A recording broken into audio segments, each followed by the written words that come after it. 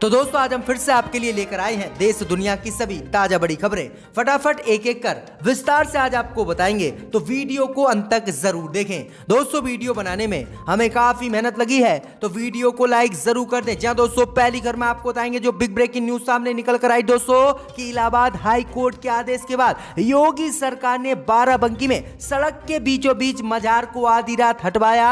मुस्लिम समुदाय ने योगी पर उठा दिए हैं सवाल, तोड़े जा रहे हैं अब उत्तर प्रदेश में मजार। तो वहीं आपको बताएंगे दोस्तों कि पश्चिम बंगाल में ममता बनर्जी ने छुड़ा दिए मोदी अमित शाह के पसीने। चोटिल ममता बनर्जी आज व्हील चेयर पर करेंगी बंगाल में रोड शो, चुनावी रैली में भी लेंगी हिस्सा मोदी अमित शाह के छूटे पसीने। तो वहीं आपको बताएंगे दोस्तों कि तमिलनाडु में चुनाव से पहले भाजपा को लगा एक और बड़ा झटका। सहयोगी दल ने गठबंधन से तोड़ा नाता, गठबंधन से हो गई है भाजपा के बाहर। बड़ा झटका डीएमके पार्टी ने दिया है। तो वहीं आपको बताएंगे दोस्तों कि अखिलेश यादव ने गोदी मीडिया की बढ़ा दी मुश्किलें। अखिलेश यादव ने एबीपी न्यूज और न्यूज 18 के पत्रकारों पर दर्ज कराया है यूपी में मुकदमा। अब जेल जाएंगे गोदी मीडिया के पत्रकार। तो वहीं आपको बताएंगे दोस्तों कि वसीम रिजवी को इस्लाम से खारिज करने का फतवा मौलाना ने कर दिया जारी, कहा वह है इजराइल का आतंकी एजेंट। तो वहीं आपको बताएंगे दोस्तों कि किसानों का आंदोलन चलेगा लंबा। सिंगू बॉर्डर पर किसानों ने बना दिए पक्के मकान, लग रही हैं किसानों के तंबुओं में एसी। मोदी अमित शाह की बढ़ गई हैं मुश्किलें। तो वहीं आपको बताएंगे दोस्तों कि भाजपा ने बंगाल को लेकर किया बड़ा ऐलान, कहा बंगाल में सरकार बीजेपी की बनते ही लव जिहाद कानून को करेंगे लागू। तो सभी खबरों को आपको एक एक कर बताएंगे दोस्तों, वीडियो को लाइक कर दें। इसी बीच पर तो दोस्तों पहली खबर की ओर जो बिग ब्रेकिंग न्यूज सामने निकल कर आई दोस्तों कि इलाहाबाद हाई कोर्ट के आदेश के बाद योगी ने बाराबंकी में सड़क के बीचों बीच बनी मजार को आधी रात में हटवाया। जहां दोस्तों आपको बता दें ये बड़ी खबर सामने निकल कर आई दोस्तों कि इलाहाबाद हाईकोर्ट ने हाल ही में एक आदेश जारी किया था, जिसमें हाईकोर्ट ने कहा था कि 1 जनवरी 2011 के बाद जो भी सड़कों के किनारे या बीच या फिर सड़कों की फुटपाथ पर धार्मिक स्थल यानी मंदिर मस्जिद बने हुए हैं उन सभी को हटाया जाए। अभी इसी आदेश का पालन करते हुए उत्तर प्रदेश की योगी सरकार ने आज रात 12 बजे बाराबंकी में सड़क के बीचों बीच बनी मजार को हटवा दिया है, जिसके बाद मुस्लिम समुदाय काफी नाराज हो गया है और स्थिति भयानकपूर्ण हो गई है। वहीं आपको बता दें कि मुस्लिम समुदाय के लोगों का कहना है कि जब उत्तर प्रदेश की योगी सरकार को हाई कोर्ट के आदेश का पालन करना था तो आखिरकार सबसे पहले मजार को ही क्यों योगी सरकार ने तोड़वाया। आखिरकार इतने मंदिर रोडों के किनारे बने हुए हैं, आखिरकार उनको योगी सरकार क्यों नहीं तोड़वा रही। तो ये बड़ी अपडेट आई दोस्तों कि योगी सरकार ने आधी रात में ही बाराबंकी में बीच रोड पर बनी मजार को रात में ही हटवा दिया है। इसी बीच बता दोस्तों अगली खबर की ओर तो पश्चिम बंगाल चुनाव में चोटिल ममता बनर्जी व्हील चेयर पर आज करेंगी रोड शो, चुनावी रैली में भी लेंगी हिस्सा। भाजपा की बड़ी मुश्किलें। जी हां दोस्तों आपको बता दें कि पश्चिम बंगाल की मुख्यमंत्री टीएमसी प्रमुख ममता बनर्जी अस्पताल से डिस्चार्ज होने के बाद आज पहला रोड शो करेंगी। 10 मार्च को नंदीग्राम में चुनाव प्रचार के वक्त ममता बनर्जी के पैर पर कंधे और कमर में चोट लग गई थी और उन पर हमला हुआ था। चोटिल ममता बनर्जी आज व्हील चेयर पर बैठकर पश्चिम बंगाल में रोड शो करेंगी। टीएमसी के सूत्रों के मुताबिक पश्चिम बंगाल की मुख्यमंत्री ममता बनर्जी आज गांधी मूर्ति से हाजरा तक व्हील चेयर पर रोड शो करेंगी। इसके बाद दोपहर में सीएम ममता बनर्जी हाजरा में एक सार्वजनिक रैली को संबोधित करेंगी। नंदीग्राम हादसे के बाद सीएम ममता बनर्जी का यह पहला रोड शो है और सीएम ममता बनर्जी को फिलहाल डॉक्टरों ने आराम करने की सलाह दी थी, लेकिन भाजपा जिस तरह से चुनाव प्रचार कर रही है इसी को लेकर अगर ममता बनर्जी को भाजपा को धूल चटाना है तो ममता बनर्जी आज व्हील चेयर से ही बंगाल में रोड शो करने वाली है। तो ये बड़ी अपडेट आ रही दोस्तों। इसी बीच बता दोस्तों अगली खबर की ओर तो तमिलनाडु में चुनाव से पहले भाजपा को लगा एक और बड़ा झटका। सहयोगी दल गठबंधन से हुआ बाहर। जी दोस्तों आपको बता दें कि तमिलनाडु में विधानसभा चुनाव से पहले ही भाजपा को आज एक और बड़ा झटका लगा है। दरअसल आपको बता दें कि तमिलनाडु चुनाव में बीजेपी, एआईए, डीएमके और डीएमके पार्टी का गठबंधन था।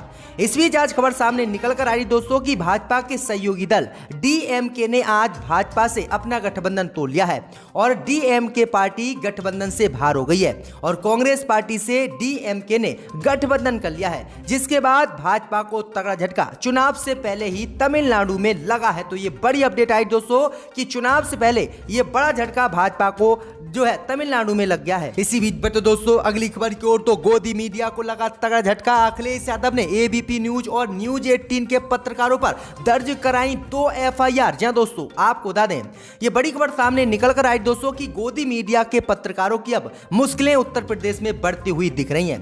दरअसल आपको बता दें कि हाल ही में अखिलेश यादव ने मुरादाबाद में एक जनसभा को संबोधित किया था, जिस प्रेस कॉन्फ्रेंस में कई गोदी मीडिया के पत्रकार पिटे थे। अब इसी को लेकर अखिलेश यादव पर इन गोदी मीडिया के पत्रकारों ने एफआईआर दर्ज कराई थी। अब इसी का पलटवार करते हुए अखिलेश यादव ने आज एबीपी न्यूज और न्यूज 18 के 2 पत्रकारों के ऊपर उत्तर प्रदेश में एफआईआर दर्ज कराई है और इन्हें जेल में डालने की मांग की है। वहीं आपको बता दें कि इसमें एबीपी न्यूज के उबैद उर रहमान और न्यूज 18 के पत्रकार फरीद समी का नाम शामिल है। इसमें धारा 160, 341 और 332, 553, 504, 499 और 120 शामिल है। वहीं आपको बता दें कि ये पागबाड़ा क्षेत्र में एफआईआर अखिलेश यादव ने इन पत्रकारों पर दर्ज कराई है और आरोप लगाया है कि इनके ऊपर हमला करने की पत्रकारों की साजिश थी और अखिलेश यादव पर किस तरह से हमला किया जाए इसकी इन पत्रकारों ने योजना बना रखी। तो और इसी मामले को लेकर अब 2 पत्रकारों पर अखिलेश यादव ने एफआईआर दर्ज करा दी है। इसी बीच बट दोस्तों अगली खबर की ओर तो वसीम रिजवी को इस्लाम से खारिज करने का फतवा हुआ जारी। मौलाना बोले वह इजराइल का है एजेंट। जी दोस्तों, आपको बता दें कि कुरान से 26 आयतें हटाने को लेकर वसीम रिजवी की ओर से सुप्रीम कोर्ट में डाली गई याचिका को लेकर शिया सुन्नी धर्म गुरुओं ने कड़े शब्दों में निंदा की है। लालबाग स्थित एक होटल में शिया सुन्नी उलमा ने संयुक्त प्रेस कॉन्फ्रेंस कर वसीम को इस्लाम से खारिज करने का फतवा दिया है। टीले वाली मस्जिद के इमाम मौलाना फजले मनन्ना रहमानी नदवी ने कहा है कि वसीम इजराइल के एजेंट के रूप में भारत में काम कर रहे हैं। इनका मकसद सिर्फ समाज को नुकसान पहुंचाना है। मौलाना डॉक्टर कल्बे सिबतैन नूरी ने कहा है कि वसीम के कीर्तन को माफ नहीं किया जा सकता। वसीम रिजवी हमारे समाज का हिस्सा नहीं है। उन्होंने हमेशा मुस्लिम समाज को बदनाम किया है और इसलिए अब हम इनको इस्लाम धर्म से खारिज करते हैं और ये इजराइल के एजेंट है। तो ये बड़ी अपडेट आ रही दोस्तों कि अब वसीम रिजवी को इस्लाम से खारिज करने का फतवा जारी हो चुका है। आपकी इस पर क्या राय है कमेंट करके हमें जरूर बताएं। इसी बीच बट दोस्तों अगली खबर की ओर तो लंबा चलेगा किसानों का आंदोलन। सिंगू बॉर्डर पर बना रहे हैं किसान पक्के मकान, लगने लगी एसी। जी दोस्तों, आपको बता दें कि राष्ट्रीय राजधानी दिल्ली में किसानों का आंदोलन पिछले 108 दिनों से जारी है। किसान केंद्र की मोदी सरकार की ओर से लागू किए गए नए कृषि कानून के विरोध में धरना प्रदर्शन कर रहे हैं। वहीं एमएसपी पर कानून बनाने की मांग पर अड़े हुए हैं। किसानों के इस आंदोलन को हालांकि विपक्ष का भी समर्थन मिल चुका है, लेकिन अभी तक किसी तरह के नतीजे पर नहीं पहुंचा है किसानों का आंदोलन। इसी को लेकर वहीं आपको बता दें कि इसी को लेकर अब किसानों ने लंबा आंदोलन चलाने का ऐलान कर दिया है और सिंगू टिकरी गाजीपुर बॉर्डर पर किसान अब पक्के तंबू बनाने लगे हैं। वहीं आपको बता दें कि गर्मी से बचने के लिए किसान अपने गांव और शहरों से एसी ला रहे हैं और एसी भी अब किसानों ने अपने तंबुओं में लगानी शुरू कर दी है। तो ये बड़ी अपडेट आई दोस्तों कि किसान आंदोलन अब लंबा चलने वाला है। इसी बीच बट दोस्तों अगली खबर की ओर तो बीजेपी विधायक ने यूपी में किया ऐलान। ताजमहल था शिव मंदिर, जल्द बनेगा ताजमहल राम महल। जी दोस्तों, आपको बता दें कि बलिया जिले के वैरिया क्षेत्र के बीजेपी विधायक सुरेंद्र सिंह आए दिन अपने बयानों को लेकर चर्चा में रहते हैं। इस बार ताजमहल पर विवादित बयान बीजेपी विधायक फिर से चर्चा में है। दरअसल आपको बता दें कि सुरेंद्र सिंह ने कहा है कि ताजमहल पहले शिव मंदिर था। उन्होंने कहा है कि ताजमहल बहुत जल्द ही राम महल बनेगा। सिंह ने कहा है कि शिवाजी के वंशज के रूप में यूपी में योगी जी आ गए हैं और गोरखनाथ जी ने शिवाजी के रूप में योगी जी को पैदा किया है, इसीलिए वह अब ताजमहल को राम महल बनाएंगे और ताजमहल पहले कभी शिव मंदिर था। तो ये बड़ी अपडेट आ रही है। इससे पहले भी ताजमहल में अभी महाशिवरात्रि पर शिव का पाठ भी किया गया था, जिसमें 3 हिंदू संगठनों के नेताओं को पुलिस ने गिरफ्तार भी किया था। इसी बीच बट दोस्तों अगली खबर की ओर तो मोदी अमित शाह की बड़ी मुश्किलें। राहुल गांधी के बाद अब प्रियंका गांधी की चुनाव वाले राज्यों में प्रचार के लिए बड़ी मांग। जहां दोस्तों आपको बता दें कि भाजपा को अब तगड़ा झटका प्रियंका गांधी देने वाली हैं। दरअसल आपको बता दें कि राहुल गांधी के बाद असम, पश्चिम बंगाल, तमिलनाडु, केरल और पुडुचेरी में चुनाव प्रचार के लिए प्रियंका गांधी की वाड्रा की मांग बढ़ने लगी है। पार्टी सूत्रों ने कहा है कि प्रत्येक राज्य इकाई चाहती है कि कांग्रेस महासचिव प्रियंका गांधी चुनाव वाले राज्यों में प्रचार करें। 2019 में राजनीति में उनकी शुरुआत के बाद ये पहली बार है जब प्रियंका गांधी प्रचार अभियान में सक्रिय रूप से भाग ले रही हैं। वहीं आपको बता दें कि पहले ही असम में 2 दिनों के लिए प्रचार कर चुकी हैं, जहां उन्होंने चाय बागान में काम करने वालों से मुलाकात की और प्रसिद्ध कामाख्या मंदिर का दौरा किया था। इसके अलावा प्रियंका गांधी जहां पर भी प्रचार करने जा रही हैं, वहां पर भारी मात्रा में भीड़ उन्हें देखने आ रही है, उनकी बात सुनने आ रही है, जिससे भाजपा की मुश्किलें बढ़ गई हैं और राहुल गांधी के बाद अब चुनाव वाले राज्यों में प्रियंका गांधी की प्रचार करने की मांग बढ़ गई है। तो ये बड़ी अपडेट आ रही है दोस्तों। इसी बीच बट दोस्तों अगली खबर की ओर, तो चीन की घुसपैठ को लेकर सुब्रमण्यम स्वामी ने प्रधानमंत्री मोदी पर साधा निशाना।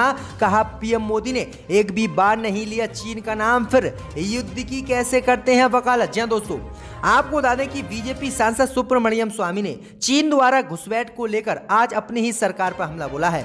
वहीं आपको बता दें कि सुब्रमण्यम स्वामी ने कहा कि प्रधानमंत्री नरेंद्र मोदी एक बार भी चीन का नाम नहीं लेते, पर क्वाइट का संयुक्त बयान चीन को हमलावर बताता है। स्वामी ने इसके साथ ही युद्ध की वकालत की और ट्वीट के अंत में जंग की तैयारी करने के लिए कहा है। रविवार को किए गए ट्वीट में उन्होंने कहा कि कृपया ध्यान दें, प्रधानमंत्री मोदी ने भारत में एक बार भी चीन का नाम नहीं लिया, पर क्वाइट के संयुक्त बयान और साथ में आया नोट चीन को हमलावर के रूप में दोषी ठहराता है। अच्छी प्रगति, अब ब्रिक्स सम्मेलन बैठक को रद्द कर दिया जाना चाहिए। वहीं आपको बता दें कि आगे भाजपा सांसद ने प्रधानमंत्री मोदी पर ही सवाल खड़े कर दिए कि पीएम मोदी और भारत सरकार बात करती है चीन पर हमला करने की, लेकिन प्रधानमंत्री मोदी ने आज तक चीन का नाम ही नहीं लिया और पीएम मोदी चीन से डरते हैं। तो ये बड़ी अपडेट आ रही है। इसी बीच बट दोस्तों अगली खबर की ओर, तो भाजपा ने बंगाल में लव जिहाद कानून लागू करने का किया ऐलान। कहा, सरकार बनते ही मध्य प्रदेश और यूपी की तरह बंगाल में भी बनेगा लव जिहाद कानून। जी दोस्तों,